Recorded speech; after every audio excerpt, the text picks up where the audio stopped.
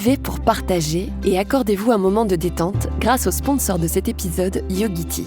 Marque spécialiste de l'infusion ayurvédique 100% bio et sans résidus de pesticides, Yogiti propose de prendre soin de votre corps avec plus de 50 recettes associées à un mantra positif sur chacune de leurs infusions afin de soutenir votre bien-être mental tout au long de la journée. Ces recettes bienfaisantes sont disponibles en magasin bio ou en pharmacie. Vous y trouverez forcément une infusion à votre goût.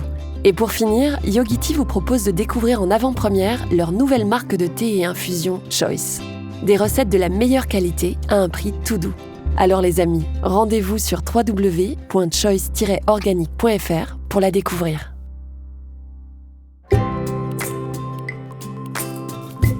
Bonjour et bienvenue dans Graines de Métamorphose, le programme à destination de la nouvelle génération pour faire germer les consciences.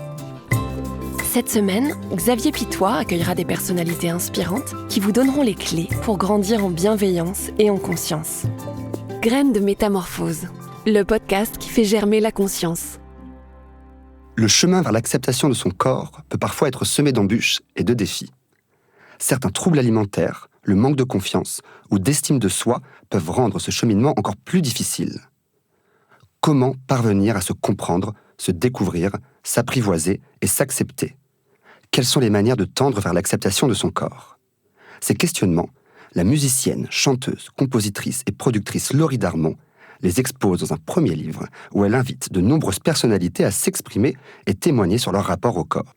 Grâce aux confessions de 8 artistes du spectacle tels que Laurie Tillman, Tristan Lopin, Hugo Bardin aka Paloma ou encore Irma et à sa propre expérience de guérison, vous découvrirez des parcours inspirants vers l'acceptation de soi et les façons de désacraliser les images autour de ce cheminement. Intitulé « Corps à cœur », son ouvrage est disponible aux éditions Robert Laffont. Bonjour Laurie et merci. Merci à toi pour cette présentation, bonjour. Avec plaisir, bonjour. Comment te sens-tu ? Mais ça va bien, je me sens bien, je suis bien ici. Sortie du bouquin dans 2 jours. Exact. T'en parles pour la première fois ? J'en parle pour, pas la première fois, mais là, dans ce cadre un peu posé comme ça, où je sens qu'on peut en parler un peu longuement, oui, la première fois. Bon, c'est super, ça nous fait plaisir en tout cas de te recevoir. Et avec la sortie de ce premier livre, qui est du coup un très beau ricochet du spectacle hybride sur le thème du corps que tu proposes depuis maintenant 3 ans. 2 ans, pour être précise. Oui, et c'est la 3e édition. Exactement, ouais. Cette année. C'est ça, tout à fait. Et donc, ça aura lieu le 29 janvier aux Folies Bergères. Et la première édition avait lieu en mai 2022.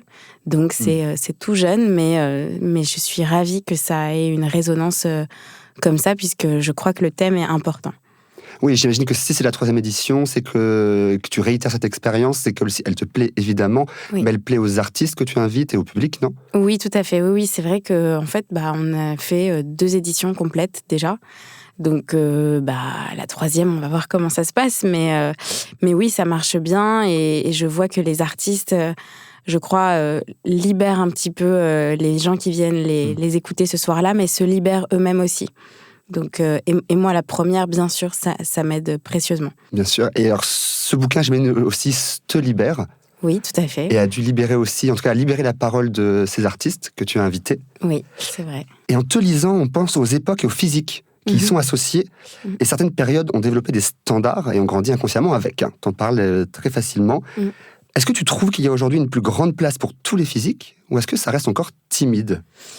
Je trouve que ça change et c'est bien. Et d'ailleurs, je crois que ça a un impact même sur moi. Je le ressens. Je sens que je vois les choses avec moins de, on va dire, un truc moins figé, moins resserré. Ça s'est un peu assoupli.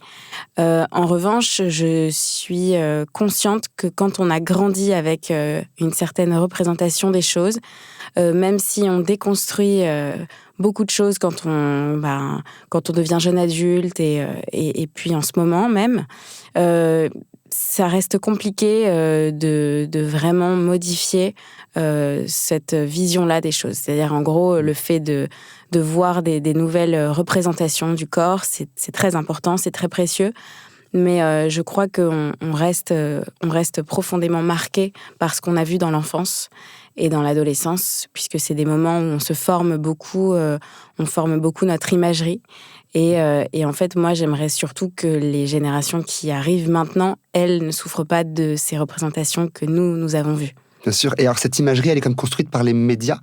Beaucoup, oui, Beaucoup. même par la publicité. Elle est construite par toutes les images, entre guillemets, silencieuses auxquelles on assiste finalement quand on évolue dans l'espace dès l'enfance.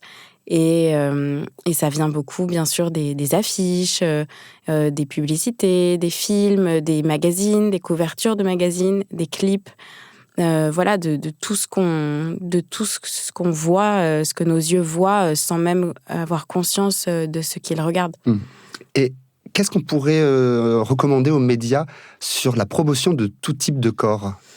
Je crois qu'il faudrait, selon moi, en fait, avoir une représentation plus humaine, finalement, des corps, et peut-être moins marketé, parce que même le body positivisme, comme on dit aujourd'hui, je crois que ça reste aussi une forme d'injonction et que c'est pas non plus la solution miracle, en fait. Donc peut-être quelque chose de plus réel et pas trop travaillé, peut-être aussi.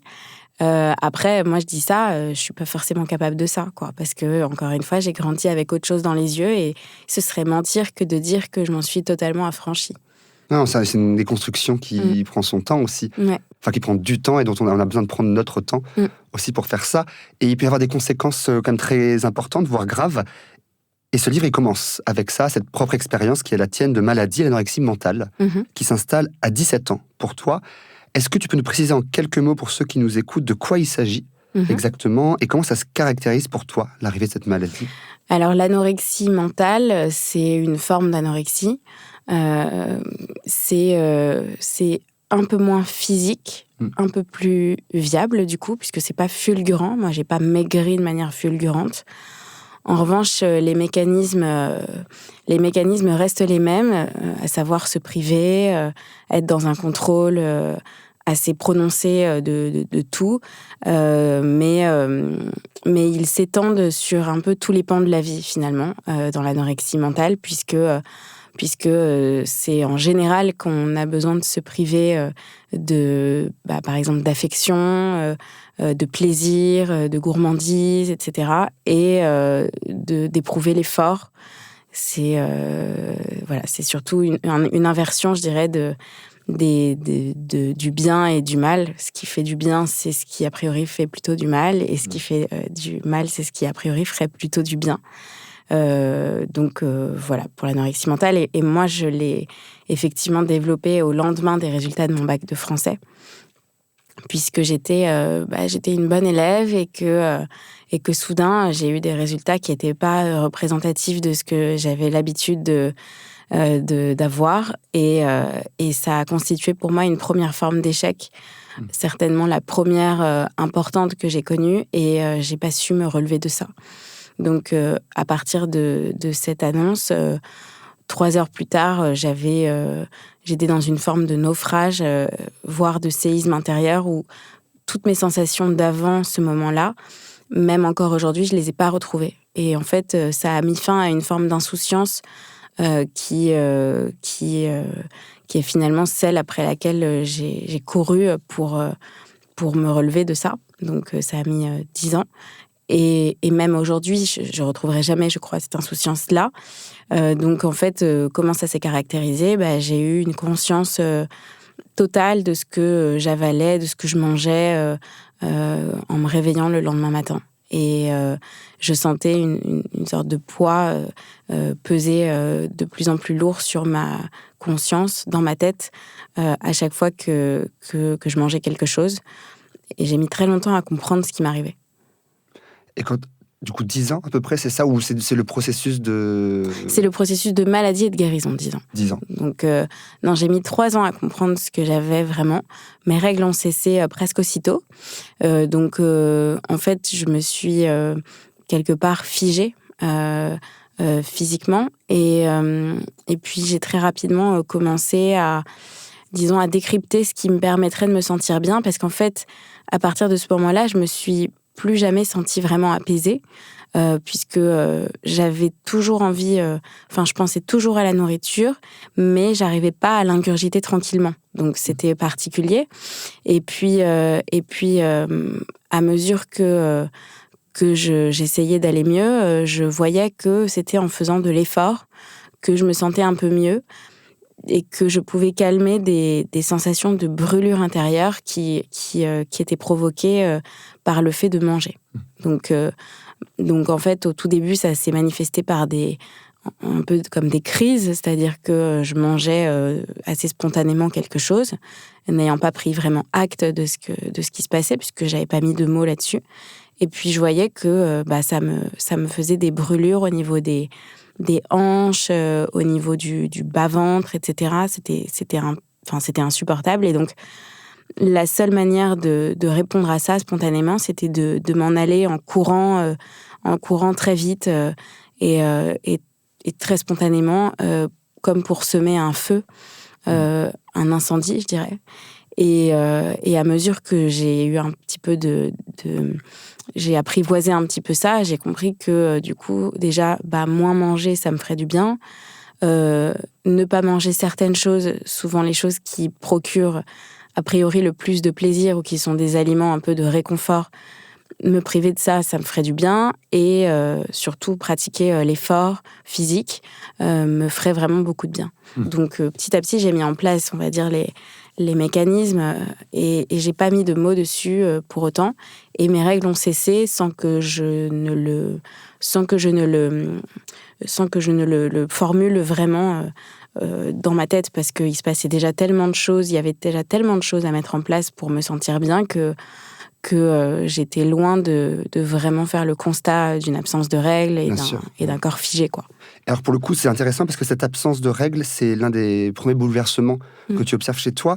Et parmi les invités de ton livre, certains évoquent leur dépression, d'autres leur boulimie, ou encore leur dysmorphophobie, donc qui est une pensée obsédante sur un défaut imaginaire ou une légère imperfection. Est-ce qu'ils et elles t'ont partagé d'autres conséquences sur le corps humain ? En fait, il y en a certains qui m'ont partagé évidemment des carences, des choses qui font qu'ils peuvent beaucoup moins facilement exercer leur métier, qui sont plus rapidement fatigués. Donc ça, c'est les conséquences. Après, au niveau des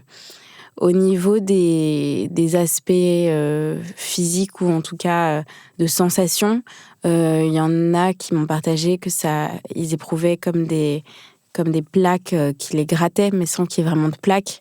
Donc, en fait, c'est incroyable de voir à quel point l'esprit peut avoir une force sur le corps et peut rendre réel des choses qui sont fondées uniquement par l'esprit, mais qui finalement prennent vie dans la réalité. Des symptômes, mais qui sont invisibles sur le corps. Ouais, exactement. Et ça, je pense, c'est vraiment la caractéristique des maladies mentales et des troubles du comportement alimentaire. Et alors, pour le coup, cette prise de conscience de ces troubles alimentaires et de ces pathologies, clairement, ça déclenche le besoin de consulter un psychologue ou un psychiatre chez plusieurs d'entre eux, et chez toi également. Tout à fait. Alors, tu as fait face à plusieurs déceptions avant de trouver le bon. Oui, exact. C'est vrai que j'ai senti 3-4 fois que ça me faisait pas du bien. Et notamment, j'avais rencontré une psychanalyste qui était assez médiatisée et recommandée pour les troubles du comportement alimentaire, et qui, face à ma détresse, m'avait dit, parce que je lui disais que j'avais besoin de ressentir que mon corps était en pierre et qu'il était surtout pas mou et très dur, et que c'était en fait insupportable de voir n'importe quelle forme dessus. Sachant qu'effectivement, à ce moment-là, j'étais assez maigre, mais moi, je ne remarquais pas les choses comme ça. On te le faisait remarquer ? On commençait à me le faire remarquer. D'accord. Ouais.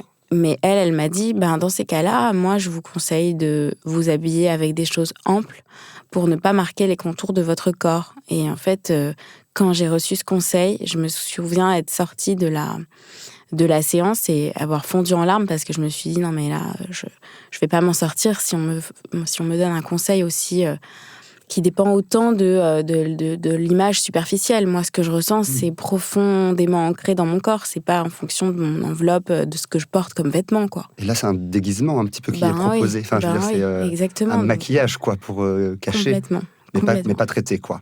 Exactement. En fait, c'est un peu ce que j'ai pu voir plusieurs fois. C'est on met un pansement sur la plaie, mais on la désinfecte pas. Et ça, je me suis souvent sentie seule, du coup, parce que je me disais, mais comment je vais m'en sortir ?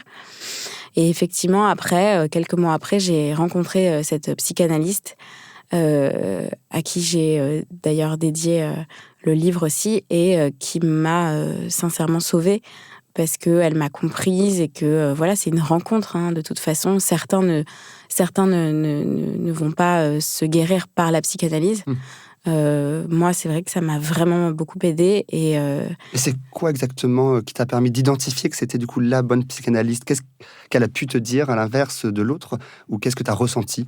En fait, j'ai senti qu'elle avait une façon de réfléchir et d'analyser les choses qui ne prenait pas racine dans le corps, en fait. Elle s'attardait davantage sur des choses qui, a priori, n'ont rien à voir avec la nourriture. Et j'ai aimé, évidemment, aussi certainement l'intuition qu'elle avait, puisqu'elle tapait juste très vite. Et que avec elle, je me suis sentie en confiance pour descendre davantage et en profondeur dans ma vie ou dans ma façon de réfléchir, ma psychologie, tout ça, quoi. Et par rapport à tous ces invités, quelles ont été, tu as trouvé au fil de tes entretiens, les ressources qu'ils ont pu convoquer pour s'en sortir et pour commencer à se guérir, même si le chemin est parfois long ? Bien sûr. En fait, beaucoup d'entre eux n'ont pas forcément été consulter quelqu'un. Après, on avait tous des parcours différents. Certains, leurs ressources, ça a été, ils l'ont fait assez simplement, de s'exprimer. Donc de faire plus rapidement droit, je dirais, à leur identité profonde, sans culpabiliser devant cette identité-là. D'autres ont pu, on va dire, davantage se murer dans les troubles du comportement alimentaire, les développer assez fort et puis en revenir quand c'était allé trop loin, mais parfois en revenir seul. Et je pense à Joyce et à Irma. Joyce, elle a consulté, mais c'est pas ce qui caractérise profondément ce qui lui a permis de s'en sortir. Et Irma, elle a vachement travaillé sur elle toute seule et elle est aussi partie. Certains aussi, et ça je le fais aussi, ont pratiqué le fait de se mettre à distance, de partir, puisque tout ça, c'est aussi une question d'identité et que quand on est loin de son environnement d'origine, on peut se réinventer aussi et se tester. Plutôt une quête qu'une fuite, pour le coup. Oui, pour le coup, oui. Oui, exactement. Il y a la fuite, bien sûr, qui peut même constituer une étape, mais là, pour le coup, c'était une quête parce que souvent, là-bas, au loin, elles se sont fait du bien, en fait. Donc, et revenir ne fut pas une catastrophe. Voilà. Bien sûr. Et on tente souvent plein de choses pour sentir mieux dans son corps, avec notamment le sport. Pour Laurie Tillman, par exemple, ça a été extrêmement bénéfique. De tes échanges avec elle, comment faire du sport un allié et ne pas tomber dans la bigorexie ? Alors, la bigorexie, pour repartager un peu la définition, on en entend de plus en plus parler, c'est une certaine addiction au sport pour modifier son physique. Exactement. Pour le coup, Laurie, elle a grandi dans un univers où le sport et la nature encouragent, en tout cas, ont toujours été présents, et la nature encourage un rapport au sport qui est assez simple, qui n'est pas celui qu'on pratique forcément en salle, etc. Et je crois que c'est ce qui fait qu'elle est jamais tombée dans la bigorexie, justement. Elle pratique un sport plaisir, en fait. Et même si elle a été une compétitrice en gym, etc., c'était toujours en même temps qu'elle pratiquait justement le sport plus naturel, qui était donc le surf. Voilà. Donc en vrai, elle a toujours eu un rapport sain au sport. Mais bien sûr que ça peut être compliqué de trouver la limite entre une pratique du sport saine et une pratique excessive. Moi, je vois bien que j'ai eu un rapport justement à l'effort qui n'a pas toujours été très simple et très sain. Et c'est souvent, je pense, assez masqué parce qu'on est dans un déni, on le regarde pas forcément. Et à un moment donné, on finit soit par l'assumer, soit c'est le corps qui simplement dit non. Enfin, moi, j'ai fait par exemple des fractures de fatigue ou des fissures de contrainte sans tomber. Donc, a priori, juste en marchant dans la rue, soudain, il y avait un truc qui se brisait dans mon corps.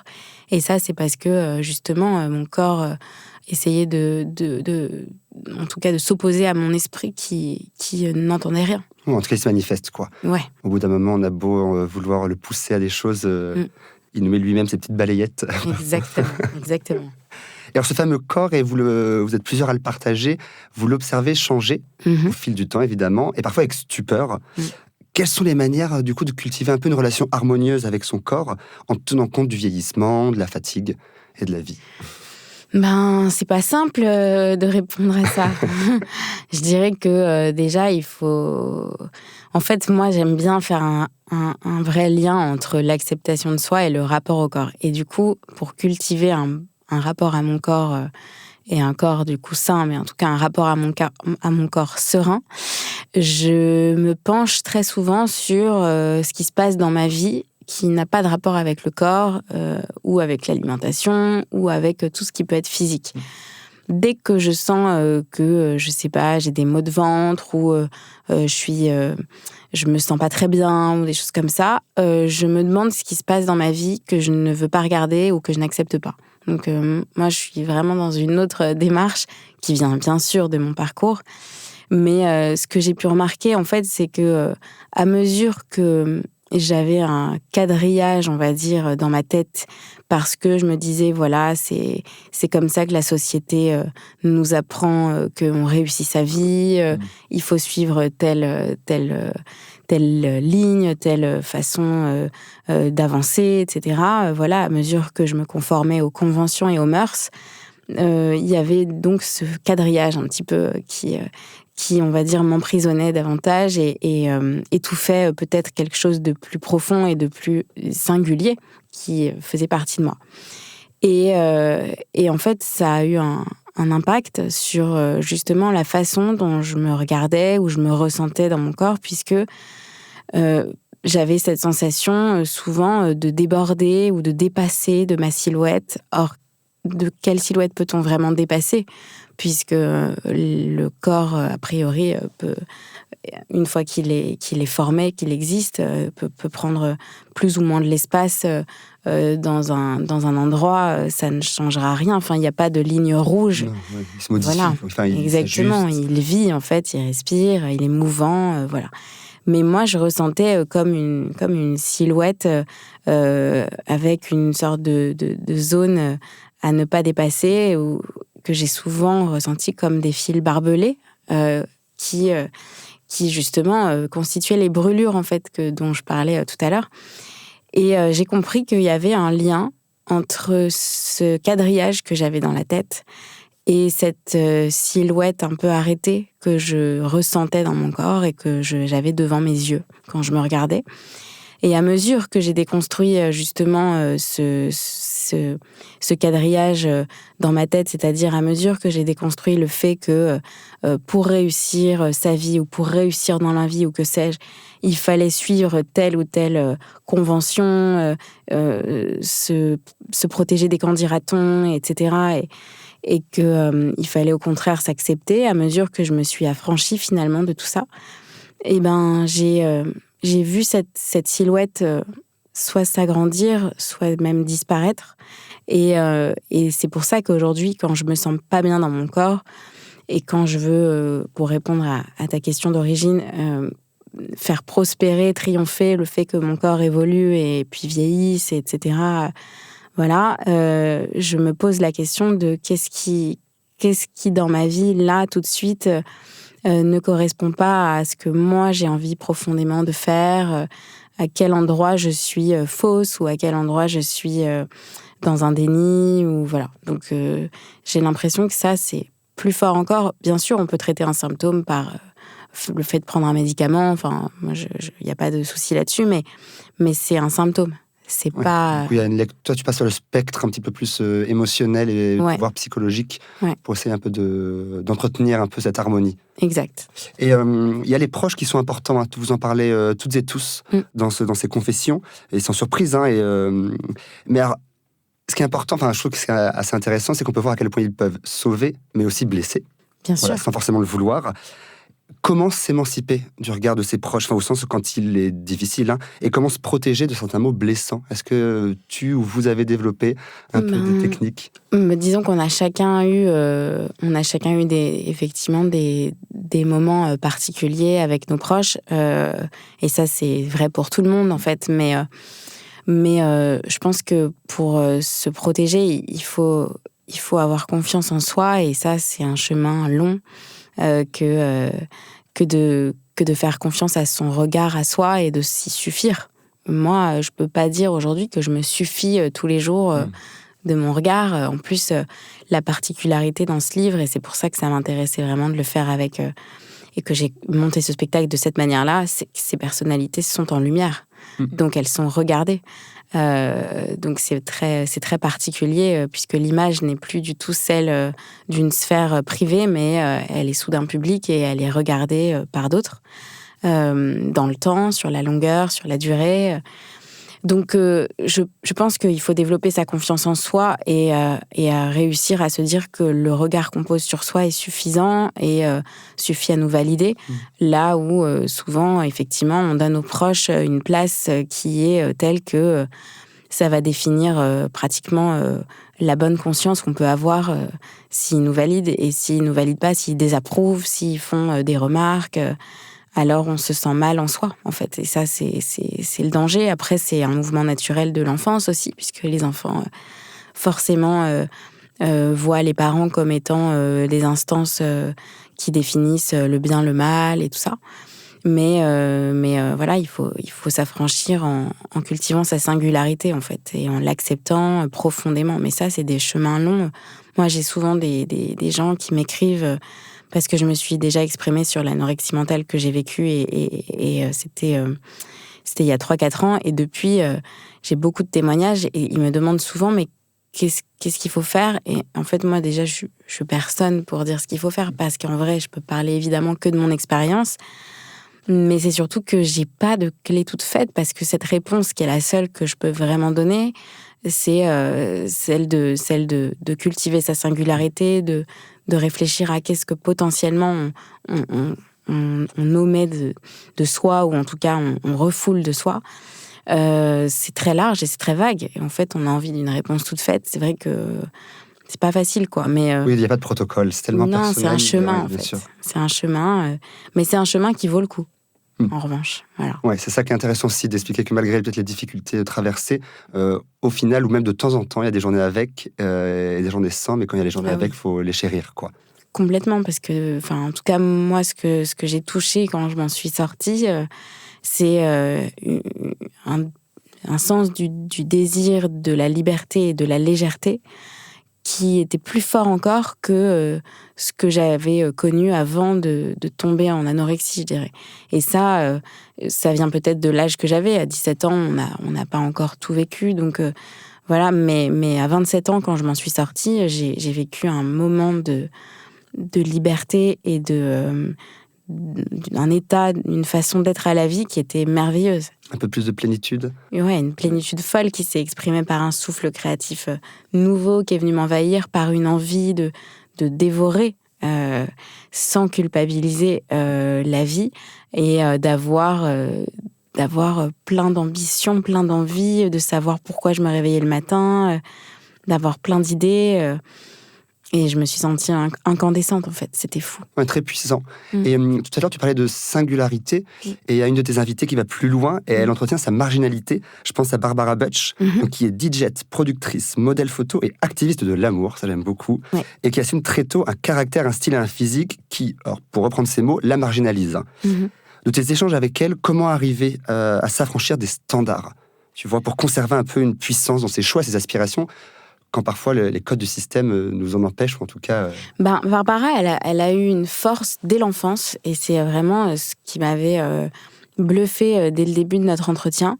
Elle a eu une force pour assumer et imposer qui elle était. Donc en fait, dès vraiment quand elle avait genre 8 ans et qu'elle rentrait chez elle et qu'elle voyait peut-être une façon de faire dans sa maison où sa mère avait tel rôle, son père avait tel rôle, etc. Elle s'insurgeait déjà en fait et ça la révoltait. Et c'est marrant parce que moi je lui avais dit mais comment ça se fait en fait Où trouvais-tu la force, quoi? Ouais, et comment savais-tu que c'était pas forcément toujours juste ou voilà. Et en fait, elle m'a dit c'était inné, c'était comme ça en fait. Et elle avait beaucoup de caractère et une vision des choses, une capacité à analyser, à observer les choses qui démasquait tout de suite si on était dans le juste ou l'injuste. Elle réagissait beaucoup à l'injustice en fait, très vite, très tôt. Et je crois que quand on réagit à l'injustice assez rapidement, en fait, on se bat très naturellement et très spontanément pour être qui on est, quitte à être en marge. Peut-être même que parfois, par réaction, on a envie d'être davantage en marge, en fait. On a la sensation qu'elle l'entretient, cette marginalité, vraiment comme ambassadrice de cette injustice. Il doit y avoir de ça. Après, je pense qu'elle est profondément elle-même, mais il doit certainement y avoir de ça comme une réaction, mais comme une réaction saine. Oui, ça a l'air d'être un processus assez évident. Oui. Et pour le coup, pas du tout complexe, ou plutôt compliqué, quoi. Oui, ça, c'est vrai. Complètement. Alors, à travers ton expérience et celle d'Irma, du coup, la chanteuse, la découverte de votre propre corps et son appréciation se fait aussi grâce à l'intimité et une sexualité épanouissante. Alors, comment la tendresse, l'amour, même du coup le sexe, peuvent permettre, tu vois, une meilleure acceptation, voire une appréciation de son corps? Déjà, en fait, il y a tout le spectre des sensations qui soudain rentre en compte.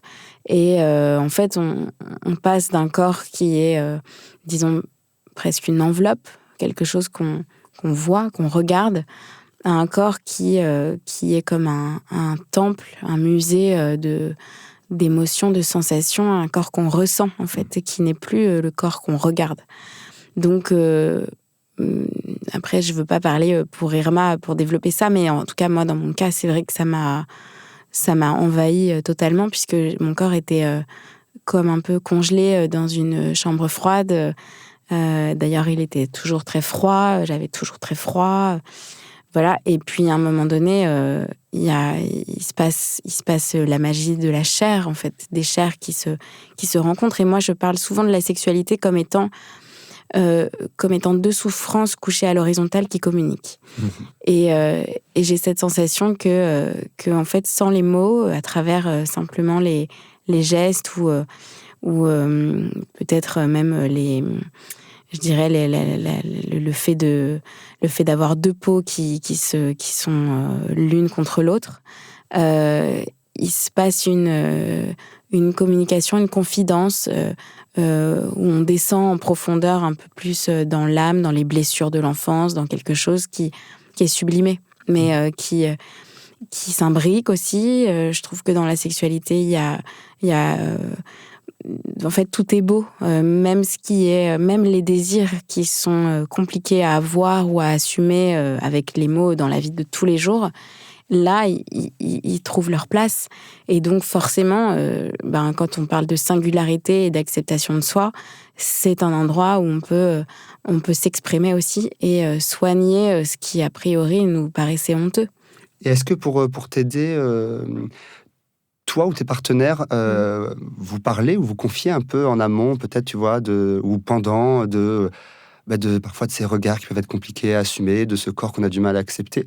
Ou c'est plutôt dans le silence? Il y a des deux, évidemment. Moi, je trouve que tout ce qui se fait dans le silence a encore plus de force et de puissance parce que rien n'est anticipé et on ne prévient pas l'autre. Et du coup, comme on ne prévient pas l'autre, on sait que sa réaction à quelque chose ne pourra pas être préparée et donc sera a priori spontanée et véritable, quoi. Donc non, je trouve que c'est plus dans le silence. Après, on peut parler, mais en amont, il y a aussi, je pense, aussi une intuition, un feeling qui souvent, qui est une valeur très importante à laquelle on est on n'est pas assez souvent habitué, puisque dès l'enfance, on ne nous apprend pas forcément à se fier à nos intuitions. Non, à l'entretenir non plus. Voilà, donc on voit ça plus même comme un faux ami. Et on nous dit souvent qu'il faut plus se raisonner en fait avec notre raison en fait. Et l'intuition c'est important, et dans la sexualité aussi c'est très important, et ça nous permet de sortir d'un cadre complètement mécanique de l'acte, où aujourd'hui on nous parle beaucoup de sexe comme ça, et dans le porno aussi, et je trouve ça super dommage. C'est vrai que moi dans mes disques j'aborde beaucoup la sexualité, la sensualité, le désir, etc. Et souvent, au début, on me disait, mais en fait, c'est frivole, c'est futile, c'est léger. Mais moi, je crois qu'il n'y a rien de plus sérieux que le désir. Et pas besoin d'être dans la vulgarité ou d'être dans la démonstration. Ouais, complètement. Pour que ça puisse retentir, je trouve. Ouais, complètement. Grave. Et après, on peut l'être aussi. Bien sûr, oui. Mais c'est pas du tout... en fait, on parle pas du tout que de ça. Surtout, on parle pas de ça. Et on finit par parler de ça à un moment donné, quand on veut rajouter une touche légère. Mais le désir... Enfin, c'est rare d'avoir du désir, du vrai désir. Et c'est un cadeau que d'en avoir. On ne se rend pas assez compte du fait que c'est pas inné, en fait, le désir. Ouais, et qu'il s'entretient. Moi, c'est vraiment... parfois, ce que des invités un peu nous partagent. Ça s'entretient, ça se cultive, quoi. Totalement. Il faut vraiment en prendre un petit peu soin, quoi. Exact. Alors, parmi toutes les personnalités que tu as invitées, qui sont très différentes, à tout point de vue pour ces entretiens, est-ce que tu as remarqué des tendances ou des thèmes récurrents dans leurs témoignages qui pourraient un peu les auditeurs à mieux accepter leur corps ? En tout cas, le fait de... Ça va être hyper bateau, ce que je vais dire, mais le fait de prendre soin de soi, de s'accepter, en fait, donc des choses qui n'ont pas a priori de rapport avec son corps, de s'accepter tels qu'ils sont au niveau de ce qu'ils ont envie d'exprimer, puisque ce sont toutes des personnalités qui font des métiers d'expression, quoi, public, et à mesure qu'ils font ce qu'ils ont envie de faire, qui se mettent dans des schémas, on va dire, qui préservent justement leur liberté artistique, etc., ils se sentent mieux avec leur image et leur corps. Et voilà, et l'autre réponse, je dirais, c'est de prendre soin de soi à travers le sport, à travers un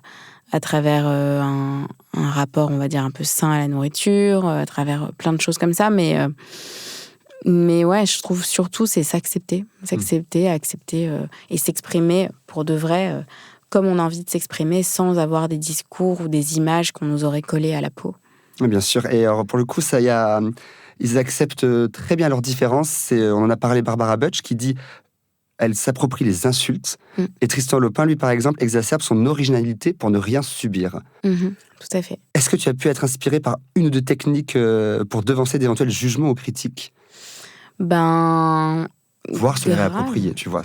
Ouais, carrément. En vrai, en fait, même de toute façon, depuis déjà 2 ans que je les entends parler pendant le spectacle, moi, ça me porte...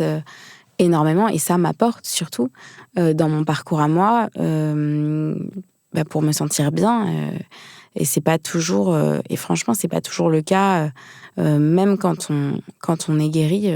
Moi je crois qu'il faut rester très vigilant, puisque ça reste un refuge que de pouvoir, en tout cas quand on a connu des troubles du comportement alimentaire, ça reste un refuge que de réagir encore par ça, quand on se sent un petit peu mal à l'aise, ou mise à nu, ou critiqué sur les réseaux, ou pour ce qu'on a sorti, ou enfin bref, ce qu'on dit.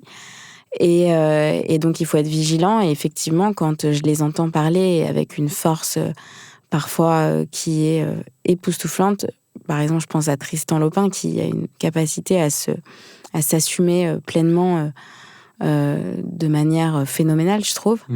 Même à Hugo Bardin. C'est vrai que ça m'inspire complètement, et je m'en nourris, en fait. Ah, ils sont assez bluffants. Ouais, grave. Ils sont hyper bluffants, et c'est pas du tout... c'est pas un discours, quoi. C'est profondément démontré par... déjà par ce qu'on ressent d'eux, l'aura qui émane d'eux, mais aussi les créations qu'ils produisent, en fait. Oui, bien sûr. C'est pour le coup Hugo Bardin à Cap Paloma. Pour ceux qui nous écoutent, qui connaissent plus peut-être ce pseudonyme-là, donc la drag queen Paloma, plutôt que l'artiste et l'être humain Hugo Bardin, qui lui adore dès le début prendre la lumière pour se dire si je la prends, je peux peut-être mieux la maîtriser et ne pas du coup me faire brûler, quoi. Exactement. Et c'est passionnant en fait, de savoir dès le début faire ça. Enfin, je veux dire, ça demande une force. Moi, ils m'ont souvent bluffé pour ça et j'ai adoré les écouter pour ça. Et j'ai aussi évidemment adoré écouter ceux qui peut-être me ressemblaient davantage et n'avaient pas cette force-là d'entrée de jeu et tout ça.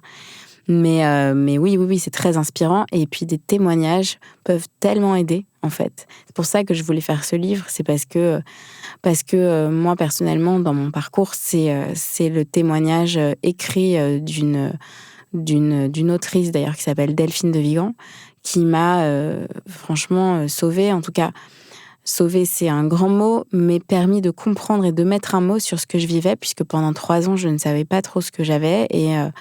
Et un jour, en tombant sur une 4e de couverture dans une librairie, j'ai compris. Voilà, j'ai lu quelques lignes et j'ai compris que c'était ce que j'avais et que ça s'appelait de l'anorexie. Et ça, c'est aussi la beauté de la vie. Parfois, elle nous dépose ou elle nous fait rencontrer des gens et qui, là, font tout changer, quoi. Ouais, complètement. Alors, j'ai vu, Laurie, que tu avais, je t'ai demandé tout à l'heure, parce que je ne connaissais pas cet instrument, une guitare lélé. Oui, tout à fait.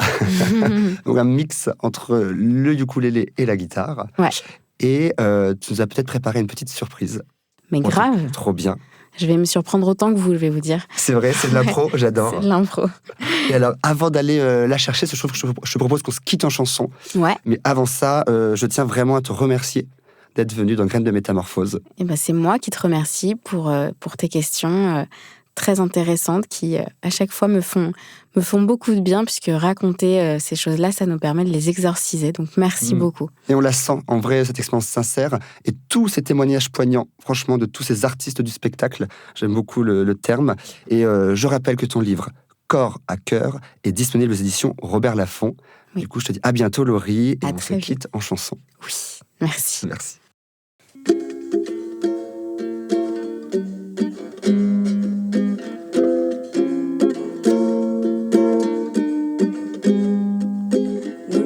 Je ne peux pas t'entendre me dire les mots qui me dérangent. Je sais que ça te démange, mais là j'ai pas la patience.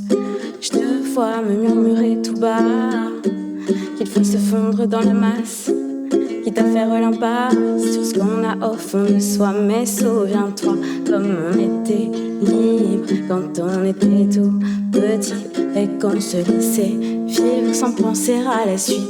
Ouais, souviens-toi comme on était libre quand on était tout petit et qu'on se laissait cueillir simplement par la vie. Et si on décidait d'accepter encore de laisser parler nos cœurs à nos corps, tu crois pas qu'on se sentirait plus fort? Surtout si ça ne ressemble à personne. Et puis ce corps à cœur, viens on le chante ensemble, dans toutes les couleurs, dans toutes les langues.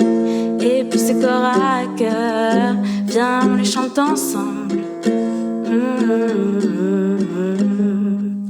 Non, toi je ne veux toujours pas t'entendre me raconter que la différence n'a pas sa place dans l'immense cours des grands.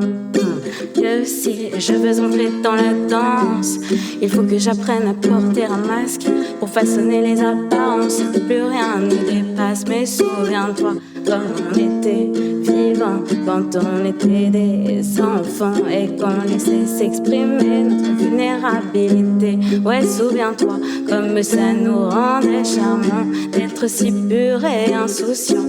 Alors il est peut-être temps que ça change. Et si on décide d'accepter encore de laisser parler nos cœurs à nos corps, tu crois pas qu'on se sentirait plus fort?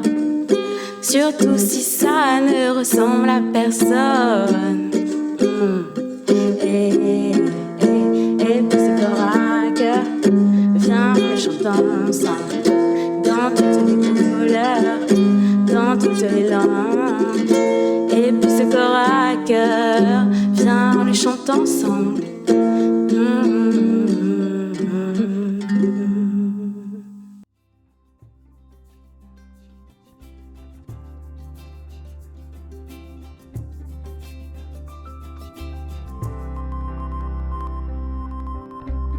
Merci d'avoir écouté cet épisode. S'il vous a plu, n'hésitez pas à aller vous abonner directement au podcast sur votre plateforme d'écoute préférée. Il vous suffit de taper Graines de Métamorphose dans la barre de recherche pour le retrouver. Vous pouvez aussi nous suivre et découvrir les actualités du podcast sur notre Instagram, Graines de Métamorphose. On se retrouve la semaine prochaine, même jour, même heure, et en attendant, retrouvez Anne et ses invités avec de nouveaux épisodes de Métamorphose, le podcast qui éveille la conscience.